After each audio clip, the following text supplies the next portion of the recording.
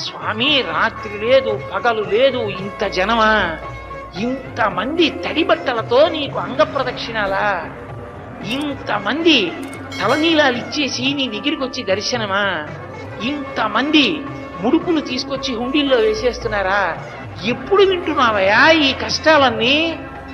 కళ్ళందుకే ఇలా నామాలు పెట్టేసుకుని నిద్రాముద్రాం నిఖిల జగతి రక్షణే జాగరూకం అని దక్షిణాయనంలో పడుకున్నవాడు అంతరంగంలోకి చూసినట్టు వచ్చే వాళ్ళ మనస్సులు చూస్తాడు. వ్యాసుడు అందుకే ఓ మాట అన్నాడు, వెంకటాచల క్షేత్రంలో వెంకటేశ్వర స్వామి వారి ముఖమండలం బహుప్రసన్నంగా ఉంటుంది. ఒక్కొక్క రోజు ఎంతో సంతోషంగా ఉంటుంది. అర్థం ఏమిటో తెలుసా? కొండ మీదకి ఎవరో ధార్మికులు వచ్చారని తెలుసు. ధర్మమునందు విశేషమైన అనురక్తి ఉన్న వాళ్ళు కొండ మీదకి వచ్చారనుకోండి, ఆ రోజు మురిసిపోతాట, ఒరే ఒక్కడు వచ్చాడు రా,